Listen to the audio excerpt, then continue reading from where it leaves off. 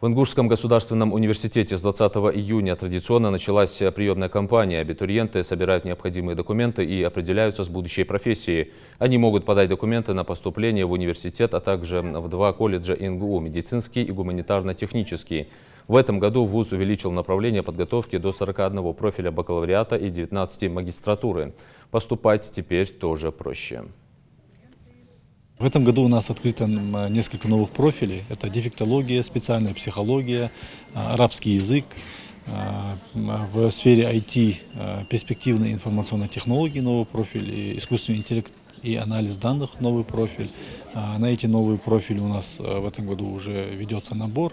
Это мы выбрали одни из перспективных таких профилей и нужных, необходимых в данный момент республике профилей. Документы можно подать не только лично или по почте, но еще и онлайн через портал госуслуги или на сайте университета, где конкурсные списки обновляются 5 раз в день.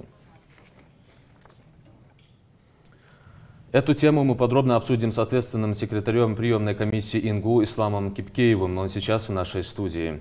Ислам Султанович, приветствую вас в нашей студии. Сейчас в Ингушском государственном университете идет приемная кампания. Расскажите о количестве бюджетных мест в этом году. Добрый вечер еще раз. Да, у нас традиционно, как установлено правилами, сегодня мы начали приемную кампанию, как по всей стране, то бишь 20 июня. И основной этап пройдет приемная кампания с 20 июня по 25 июля 2024 года. У нас на сегодняшний день более 800 бюджетных мест, если точнее быть, 830 бюджетных мест — это направление бакалавриат и специалитет. Вот. У нас еще плюс более 150 бюджетных мест, около 150 бюджетных мест на магистратуру, 100 бюджетных мест на среднее профессиональное образование, около 50 бюджетных мест на ординатуру и 10 бюджетных мест на аспирантуре. Вот 830 мест. А конкурс большой будет?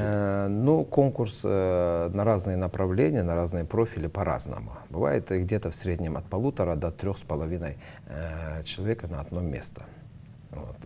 Это зависит от востребованности специальности или направления. Вот направление, насколько я знаю, в этом году несколько новых направлений. Расскажите. Но не направления, если точнее быть правильно, профили. Направления, которые у нас были, мы сейчас работаем над тем, чтобы открыть новые направления, пролицензировать. У нас новые профили. Это в первую очередь вот, направление строительства. Там в прошлом году было открыто новый профиль, был открыт, это ПГС, промышленное и гражданское строительство. В этом году архитектура и реставрация объектов наследия. Вот. Также у нас на направлении химия, это бакалавриат, там открыли новый профиль, это медицинская фармацевтическая химия, очень востребованное направление, востребованный профиль. Также у нас есть плодовощеводство в агрономии, новый профиль. Также педагогическое образование, очень востребованное направление везде по стране, это в России, это дефектология и специальная психология. Вот. Также мы открыли новый профиль в магистратуре, новое направление: экология, географическое образование, дефектология и семеноводство. Также в Ингушском государственном университете будут выпускать и специалистов в IT-сфере, насколько я знаю. Да, в IT-сфере это, тем более, как на сегодняшний день озвучено было, более 1 миллиона специалистов требуется у нас на данный момент в стране, IT-специалисты. Есть у нас направление информационная система и технология. Там были уже, работали, там открыты были новые профили, но мы позадействовали в этом году с помощью, скажем, наших друзей, товарищей, с кем мы работаем. И есть соглашение, это Южный федеральный университет, вот, Таганрогская технологическая академия. И мы решили такие направления, профили открыть, как перспективная информационная технология или технологии искусственного интеллекта и базы данных. Они очень востребованы. Интересно. Да. И там вот на этом направлении информационной технологии у нас 70 бюджетных мест. Это очное обучение. Вот вы сказали, что планируется введение новых направлений в будущем. Да. Когда и какие направления? Ну, я надеюсь, это будет уже в течение 1 или 2 лет. Так, это педиатрия, очень нужное направление, профиль, специальность.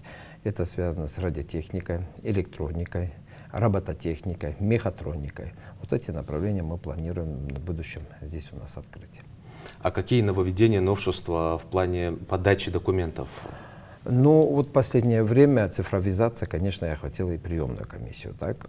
Если раньше были ограничения, ну, можно было подать, скажем, лично придя, да, или через почту отправить, или через доверенное лицо. А сейчас в обязательном порядке вы имеете право подать через единый портал госуслуг. Не выходя из дома, вы подаете документы в 5 вузов по стране, имеете право, это установлено порядком приема.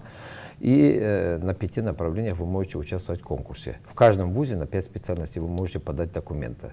Это получается 5 вузов по стране и 5 направлений, это 25 направлений. То есть у нас какие этого, возможности? У да? нас этого раньше не было, это И нововведение. это буквально последние годы. Вот последние годы эта цифровизация нас охватила.